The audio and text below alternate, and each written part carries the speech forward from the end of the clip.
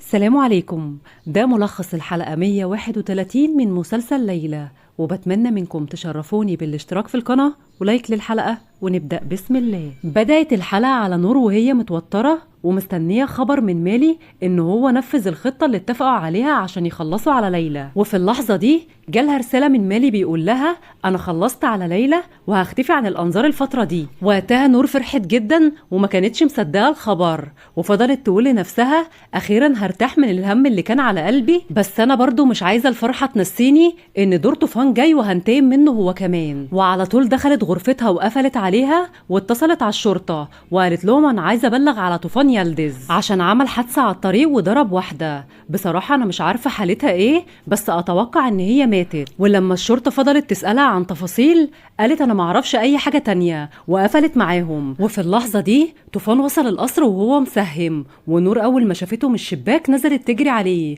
وقالت له مالك ما تنطق قول أي كلمة. بس طوفان كان مسهم ومتغاظ منها وقال لها مفيش حاجة. وفي اللحظة دي سلمان نزل وقال له طمني يا ابني، انت حليت مشكلة البواري؟ طوفان قال له ايوه، انا لقيت الاتنين منفجرين وصلحتهم، وسابهم وطلع على المكتب. وفي اللحظة دي جات له رسالة من رقم برايفت بيقول له فيها انا ما قتلتش حد، ولو عايز تعرف مين اللي قتل تعالى على اللوكيشن ده. وقتها طوفان اتصدم وفضل يقول يا ترى مين اللي عمل العملة دي. وفي اللحظة دي وصل جيفان القصر وهو بيصرخ بعلو صوته وبينادي على طوفان. ونور وقتها كانت قاعدة وسط العيلة وعملت نفسها من بنها وفضلت تقول لهم هو مين اللي بينادي بصوت عالي ده. وساعتها دخل جيفان عليهم وسأل سلمان هو طوفان فين، قال له انت عايز منه ايه. جيفان اتعصب اكتر وسابهم وطلع على المكتب لطوفان ومسك في خناقه وقال له انت ازاي قدرت تعمل العملة دي، هو للدرجة دي قلبك مات وقدرت تقتل مراتي؟ بس طوفان ما كانش مصدق اللي بيسمعه وما قالش ولا كلمة. وسلمان وفردة وخديجة كانوا عمالين يصرخوا وبيحاولوا يلحقوا جيفان من طوفان، ونور كانت واقفة زي الذئب مسهمة وكأنها ما تعرفش أي حاجة ومستغربة الوضع. وساعتها جيفان زق طوفان جوه المكتب وقفل عليهم وقال لطوفان أنا هخلص عليك دلوقتي حالا وهطلع روحك، أنت إزاي عملت كده؟ وطبعا في اللحظة دي الشرطة وصلت وبهار دخلت بيهم وقالت لهم اتفضلوا. ونور وقتها نزلت من فوق، وأول ما شافت الشرطة عملت نفسها متفاجئة وندهت على سلمان وقالت له الحق يا بابا الشرطة موجودة. وأول ما الضابط سألها هو فين طوفان يلدز قالت له فوق في مكتبه تعالوا اتفضلوا، وأخدتهم وطلعت بيهم على فوق. وساعتها خديجة اتصدمت وسلمان سأل طوفان هو انت عملت ايه بالظبط يا ابني، فهمني عشان اقدر اتصرف. بس نور على طول دخلت بالشرطة على المكتب وقالت لهم انا حاسة ان في سوء تفاهم، بس هو ده طوفان يلدز. وساعتها الضابط قال لطوفان انت لازم تيجي معايا دلوقتي حالا على الاسم. ونور وقتها عملت نفسها مصدومة وفضلت تقول يا رب هو ايه اللي بيحصل لنا ده. وجيفان كان واقف يدعي عليهم ويقول ربنا ينتقم منكم كلكم. وطوفان ما قالش ولا كلمة وراح مع الشرطة. وخديجة كانت عمالة تترجى فيهم وتقول لهم صدقوني ابني مستحيل يعمل كده، وفضلت تبكي. ونور ساعتها قالت لها ما تقلقيش يا ماما، الشرطة بتشوف شغلها وان شاء الله الموضوع هيتحل. وساعتها الشرطة ركبت طوفان في العربية واخدته ومشت. وفي الوقت ده فيدان وكرشات كانوا راجعين في الطريق، وفيدان بتقول له زمان خالتي سما قلقانه علينا قوي، قال لها ما تبينيش اي حاجه. قالت له هو انا اقدر اعمل كده؟ ده لو عرفت حاجه تروح فيها. واول ما دخلت البيت ضحكت في وش سما، وسما كانت قلقانه جدا وقالت لها معقول اللي انتوا بتعملوه ده؟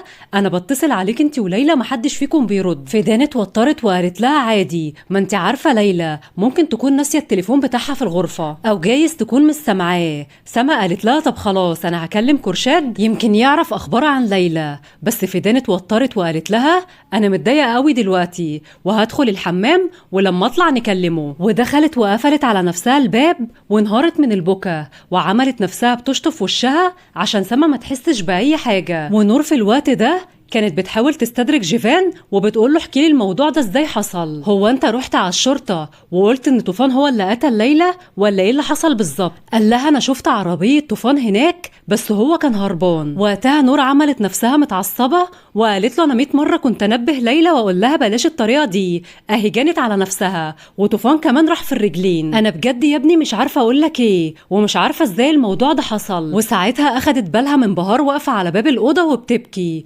وقالت وقالت لها امشي من قدامي دلوقتي، الموضوع اصلا مش ناقص نواح اكتر من كده. وفضلت تطبطب على جيفان وتقول له قلبي عندك يا روحي، انا عمري ما تصورت ان الامور توصل بينا لكده. وفي الوقت ده بهار اتصلت على سما وبلغتها ان ليلى توفت، وسما اول ما سمعت الخبر اتصدمت. وفيدان وقتها كانت لسه في الحمام ومنهارة على اخرها، وسمعت سما بتصرخ بعلو صوتها وبتسأل بهار هو طوفان فين دلوقتي. وخرجت بسرعة من الحمام وقالت لسما طمنيني في ايه يا خالتي. سما انهارت من البكا وقالت لها بنتي ليلى ماتت وطوفان هو اللي موتها، بس انا اللي غلطانه عشان ما قدرتش احافظ على بنتي. وشدت الشنطه من فوق الدولاب وخرجت منها المسدس وقالت لها انا لازم اروح دلوقتي حالا واخد حق بنتي. وفيدان وقتها حاولت تمنعها وتاخد منها المسدس، بس سما زقتها وطلعت تجري. وفيدان اتصلت على جيفان وقالت له الحق خالتي سما واخده المسدس عشان تقتل طوفان، الحقها بسرعه قبل ما تعمل اي مصيبه. وجيفان اول ما سمع الكلام قام يجري. ونور فضلت تتمسكن وتقول له يا ابني طمني ما تسيبنيش على اعصابي،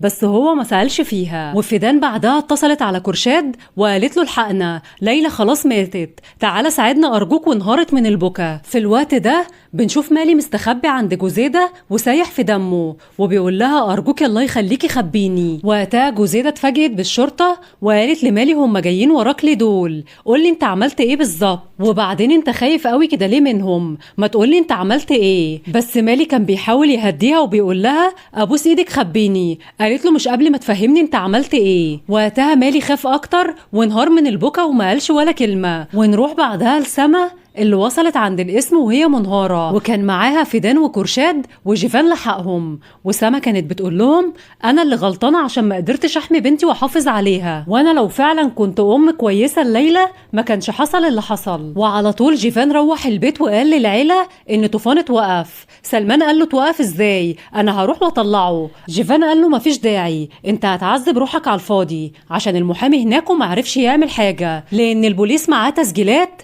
للمكان اللي طوفان ضرب ليلى بالعربية فيه. وقتها كلهم اتصدموا من الكلام ما عدا نور اللي فضلت مسهمة وما قالتش ولا كلمة. وخديجة فضلت تبكي وتقول مستحيل ابني يعمل حاجة زي كده. رد جيفان وقال لها بس ابنك مجرم، ازاي يعني ما عملهاش؟ وبعدين هو انت بتضحكي على مين؟ هو مش طوفان عمل نفس الحادثة دي قبل كده مع ابو ليلى؟ رد سلمان وقال له انا لازم اروح دلوقتي حالا واشوفه. جيفان قال له انا قلت لك ما تتعبش نفسك عشان الزيارات ممنوعة عنه لحد ما يروح المحكمة ويرجع. ونور اللي طول الوقت عاملة نفسها بريئة ومصدومة قالت لهم انا مستحيل اصدق ان طوفان يعمل حاجة زي كده. جيفان قال لها والعدالة المرة دي لازم تاخد مجراها وصدقيني محدش هيساعدك. وقتها نور عملت نفسها زعلانة من كلام جيفان ودخلت غرفتها واخدت نفس عميق وهي فرحانة وقالت اخيرا ليلى توفت وطوفان كمان اتحبس، وجي دلوقتي دور جوزيدة ونيجو وهنتقم منكم واحد ورا التاني ومش هسيب حقي. وابتسمت ابتسامة عريضة وقالت برافو عليكي يا نور، عرفتي ترجعي حقك وعرفتي تدمريهم وتخلصي منهم،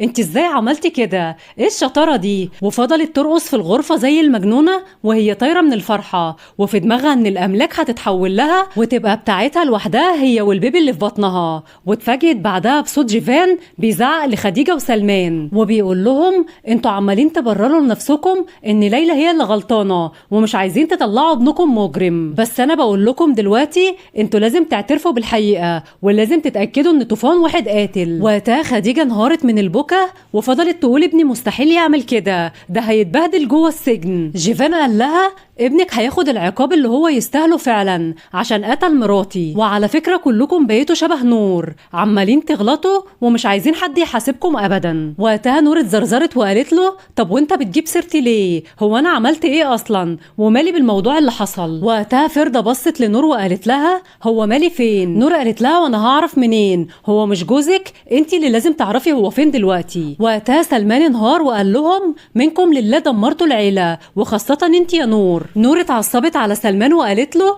ليه؟ هو انا اللي خبطت ليلى وانا اللي موتت حلمي؟ جيفان اتعصب وقال لهم اسكتوا كلكم، انا مش عايز اسمع منكم ولا كلمة، انا مقدر ان انتوا اعتبرتوني ابنكم طول السنين اللي فاتت، بس بعد اللي حصل في حب حياتي انا ما شرفنيش ان انا اعرفكم، لاني كشفتكم على وشكم الحقيقي، وبسببكم انا خسرت اكتر بنت انا حبيتها في الدنيا كلها. سلمان قال له يا ابني ما تستعجلش في الحكم علينا، احنا لسه ما تأكدناش ان طوفان هو اللي عملها. جيفان قال له بس انا متأكد ان حياتكم كلها مبنية على الظلم، وصدقوني الحياة اللي انتوا عايشينها دلوقتي عمركم ما كنتوا تتمنوها، لان حياتكم كلها اتبنت على حرام وبنيتوا سعادتكم على اوجاع غيركم. وانت نفسك يا جدي شغال موظف على مكتب ومرتبك في الشهر 20,000، والقميص اللي انت لابسه دلوقتي حالا قدامي تمنه بس 20,000. وانت يا ستي زمان كنت حريصة على القرش عشان خايفة ما يكملش معاك الشهر، بس بعد ما عشتي في القصر وبقى عندك خدم وبقيتي تلبسي احسن انواع الذهب والفلوس بقت متلتلة على قلبك، ما بقاش يفرق معاكي يحصل ايه، والفلوس خلتك واحدة تانية وغيرتكم كلكم. وبعدين يا عمتي انهي كوافرة في العالم بتعيش العيشة الحلوة اللي انت عايشاها دي؟ وقتها الكل فضل ساكت ومحدش رد عليه. قال لهم انا كنت بتمنى ان احنا ما نوصلش للمرحلة دي مع بعض، وبجد كان نفسي افضل مفتخر بيكم من وانا صغير لحد دلوقتي، بس انتوا طلعتوا ظلمة وكدابين وقلبكم مش نضيف، وعشان كده انتوا تستاهلوا اي حاجة وحشة تحصل فيكم. وقتها سلمان زعل وقال له خلاص يا جيفان عشان انت عمال تظلمنا كلنا. قال له تمام يا جدي، انا بكرة بعد جنازة ليلى هاخد ايبك وامشي من هنا، واذا حد فكر يمنعني هتحصل مشكلة كبيرة جدا، واستأذن وسابهم ومشى. ونور قامت زي العقربة وقالت لهم للدرجة دي الكلام اللي هو قاله أثر فيكم؟ خديجة اتعصبت وقالت لها امشي من وشي دلوقتي بدل ما اقتلك بايديا. سلمان قال لها بجد البت دي فظيعة جدا وما بيأثرش فيها اي حاجة. ونور وقتها نزلت تجري ورا جيفان وتقول له استنى نتكلم مع بعض شوية، خليني اخفف عنك يا روحي، على فكرة انا امك ومن حقي اكون جنبك في الظرف ده. قال لها بس انتي عمرك ما كنتي ام. قالت له ازاي الكلام ده، انا امك طبعا وحملت فيك 9 شهور، واياك تنكر مرة تانية ان انا ابقى امك، وارجوك بلاش تحرمني ان انا افضل جنبك. وقتها جيفان فضل مساهم وما قالش ولا كلمة. وخديجة في الوقت ده جالها انهيار عصبي وفضلت تلطم وتبكي وتقول لسلمان الله يخليك الحق ابني ده هيتبهدل في السجن. وسلمان فضل يهدي فيها وقال لفرضة خلي بالك منها على ما اروح واجي. ونور في الوقت ده كانت بتحكي مع جيفان وبتقول له الظروف يا ابني هي اللي وصلتني للمرحلة دي وخلتني واحدة تانية، ومن ساعة ما جيت على الدنيا دي وانا بتعذب لاني قضيت طفولتي كلها في السجن، وامي كانت ست قاسية عليا قوي وعمري ما شفت بابا ولا اعرفه. وبعدها جت جوزيدة واخدتني، ومن ساعتها ما شفتش امي تاني، وكنت مقهورة لما بعدت عنها وانا لسه صغيرة وعمري 2 سنين. ولما جوزيدة ودتني المزبلة نيجو ما كانش بيسيبني في حالي. ولما كبرت شوية اتعرفت على مالي وحبيته، وبعد فترة قصيرة جدا اكتشفت ان انا حامل منه. ومالي لما عرف ان انا حامل فيك اختفى فجأة وولدتك لوحدي، وكنت ساعتها لسه صغيرة ومعرفش اي حاجة. صدقني يا ابني انا قلبي كان مقهور لما سبتك لجوزيدة عشان تربيك، بس كنت مجبورة لان وقتها ما كانش عندي بيت وفلوس عشان اقدر اكلك واعيشك احسن عيشه، وعمري ما كنت اعرف يعني ايه عيله. بس اللي لازم تعرفه اني من ساعه ما سبتك في المزبله وانا اشتغلت على نفسي وبقيت واحده تانية، لان انا مش من الناس اللي اتولدوا في بقهم معلقه دهب، وفضلت اتعذب في الدنيا واشتغلت على نفسي لحد ما وصلت للي انت شايفه دلوقتي حالا. وعمرك ما هتتخيل كم الاهانات والذل اللي انا تعرضت لها في الفتره دي. عشان كده النهارده بقيت واحده ما عنديش قلب ابدا، بس بعد كل اللي حصل لي عمري ما جالي قلب افضل رمياك في المزبله، لانك اغلى حد في حياتي. وبعدين انا لو مش بحبك عمري ما كنت هجيبك من المزبله، وانت اصلا ما كنتش تعرف مين هي امك، ومحدش في الدنيا كان هيقدر يجبرني على اي حاجه. بس انا استنيت الظروف المناسبه وبعدها جبتك تعيش معايا، لان عمري ما كنت هستحمل اسيبك عايش في المزبله. جيفان قال لها طب انت عايزه توصلي لايه بعد كل الكلام اللي انت قلتهولي؟ وقتها نور اتمسكنت وعملت نفسها بتبكي وقالت له بصراحه وفاه ليلى ما اثرتش فيا قوي، هو معقول اللي بنحبهم ممكن يختفوا في لحظه كده؟ وانت لما قلت فوق انك هتاخد ابنك وتمشي اتأثرت قوي وما قدرتش استوعب ان ابني وبنتي هيبعدوا عني، وحسيت ان روحي بتتسحب وهموت لاني ما اقدرش استغنى عنكم انتوا الاتنين وروحي فيكم. عشان كده بترجاك تفتح صفحه جديده معايا وتاخدني معاكم. جيفان قال لها طب انت هتقدري تتغيري بعد الكذب والغلطات اللي انت عملتيها في حياتك؟ قالت له صدقني يا جيفان انا عمري ما هخذلك تاني ابدا، بس خلينا نعيش مع بعض احنا التلاتة، انا وانت وابك واخوكم اللي جاي. جيفان قال لها ماشي انا موافق، ويلا دلوقتي لمي شنطتك وكل حاجتك اللي موجودة هنا، وبكرة الصبح نخلص جنازة ليلى ونمشي مع بعض. اتفقنا. وقتها نور نزلت دمعتين تماسيح وما قالتش ولا كلمة، وهنعرف ردها في الحلقة اللي جاية، لأن خلصت الحلقة على المشهد ده. بتمنى منكم الاشتراك في القناة ولايك للحلقة، واستنوني في الحلقة الجديدة، ومع السلامة.